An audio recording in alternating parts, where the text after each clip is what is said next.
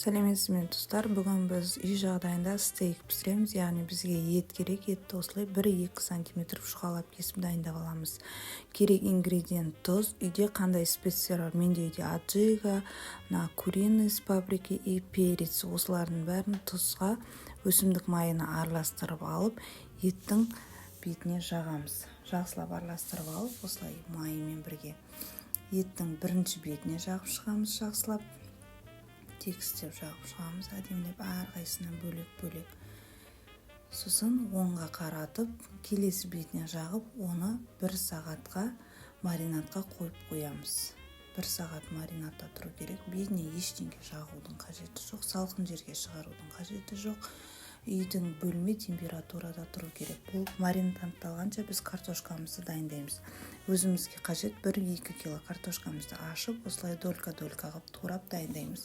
Бұған да спец тоже майға, перец, қандай үйде қандай нелер бар, приправалар бар, соларды араластырып, осылай картошкамызға тоже құйып, бұны жарты сағат ұстаймыз. Дайын болған картошкамызды духовканы 180 градуста қыздырып, духовкаға қойып, духовканың листысына тізбектеп қойып, бетіне кішкене тұз салып, духовкаға 180 градуста 30-35 минутқа қойып пісіріп аламыз. Әрқайсыңыздың режимдеріңіз әртүрлі, біреулер 200 градуста, біреулер 150 градуста да пісіруге болады. Менде электронный индукционный духовка болғаннан кейін менде 180 градуста пісіріп аламын. Бұл картошкамызды салып духовкаға дайындалғанша біздің етіміз уже маринадталып 1 сағат уақыты өтеді. Біз бүгін етімізді грильницада пісіреміз.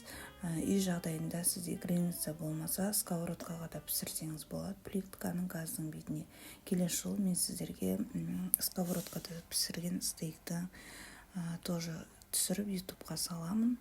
Менің каналыма жазылып, подписка басып, колокольчик қоңырауды қойып қойсаңыз, менің жаңа салынған ютубтарымның, видеороликтарымның көріп отырасыздар.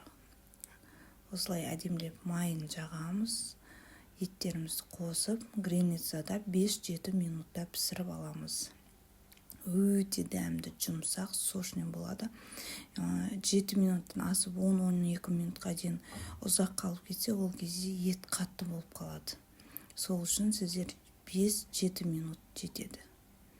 Міне бізде уже 7 минут өтті. Бізде осылай 2 беті бірден пісіп шығады. Міне духовкадағы картофеліміз, грильницадағы стейкіміз дайын. Ас болсын.